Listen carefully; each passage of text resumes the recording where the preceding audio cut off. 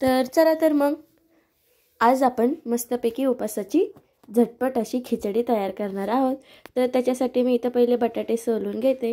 तर कोण कोण उकडलेले बटाटे टाकतं, पण मी हे कच्चे बटाटे टाकून मस्तपैकी शिजून घेणार आहे। तर बघू शकता बटाटे सोलून घेते। तर त्यापैकी एक बटाटा माझा किडका निघाला आहे, म्हणून मी हा दुसरा मोठा बटाटा आता सोलून घेते। जो बटाटा माझा किडका निघालाय किंवा खराब निघालाय तो फेकून देते आणि हा एक बटाटा राहिलेला तो छानपैकी किसून घेणार आहे।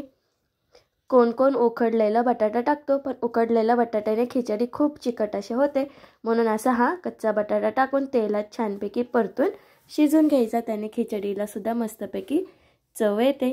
तर माझा हा बटाटा सोलून झालेला आहे। तर आता आपण ह्याला कट करून घ्यायचं आहे। तर असा बारीक पातळ पातळ मी कट करणार आहे। बटाटा छानपैकी पातळ कट करायचा। पातळ कट केल्याने तेलामध्ये बटाटा लगेच शिजतो, म्हणून असा पातळ छानपैकी कट करायचा आहे। तर मी असे बटाट्याचे पातळ तुकडे असे कट करून घेते।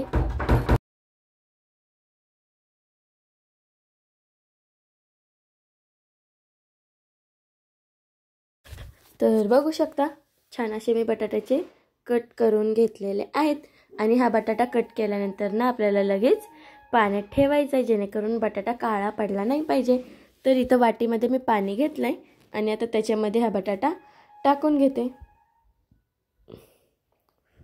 आणि साईडला ठेवून द्यायचं आहे। तसंच आता मी इथं मिरच्या घेतल्यात। कोण कोण खिचडीमध्ये मिरची कापून सुद्धा टाकू शकता तुम्ही बारीक, पण मी इथं वाटून टाकते। तर इथं मी 4-5 मिरच्या आणि 1 चमचाभर जिरं घेतलेलं आहेत। तर आता हे छानपैकी मिक्सरमध्ये बारीक वाटून घेणार आहे। तर मस्तपैकी हा मिरचीचा ठेचा आपला तयार झाला आहे। तर इथे एका साईडला मी कढईमध्ये तेल गरम करून घेतलं आहे। 3 पळी मी तेल हे गरम केलेलं आहे। तेलाच्या जाग्यावरती तुम्ही तूपसुद्धा वापरू शकता, पण मी इथं तेल वापरलेलं आहे। तर तेल गरम झाल्यानंतर ना आता ह्याच्यामध्ये मी थोडेसेच आता जिरे टाकणार आहे।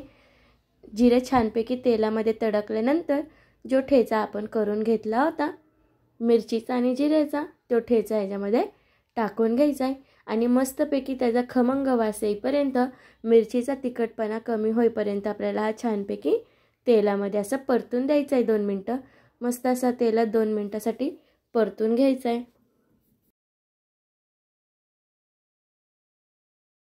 तर बघू शकता छानपैकी आपली मिरचीचा ठेचा तेलामध्ये परतलेला आहे।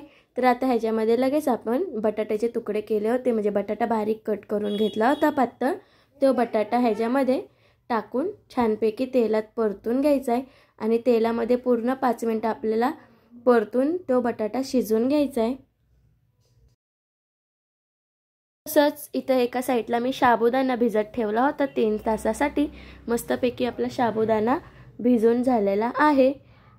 तर बघू शकता इथं बटाटा पण आपला मस्तपैकी शिजलेला आहे। तर आता ह्याच्यामध्ये आपण हा साबुदाणा टाकून मिक्स करून घ्यायचं आहे। तर आता मस्तपैकी हा बटाटा आणि साबुदाणा मिक्स करून घ्यायचा आहे आणि लगेच आपल्याला ह्याच्यामध्ये मीठ टाकून घ्यायचं आहे।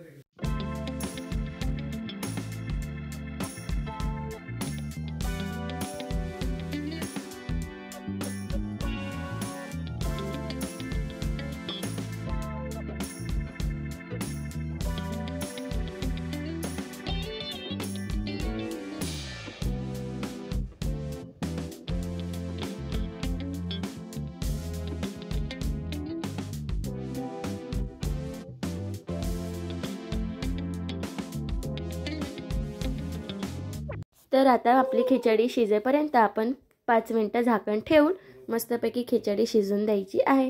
तर बघू शकता मस्तपैकी आपली खिचडी झालेली आहे।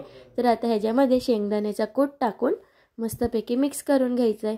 जर आता तुम्हाला ही खिचडीची रेसिपी आवडली असेल तर चॅनलला सबस्क्राईब करायला विसरू नका।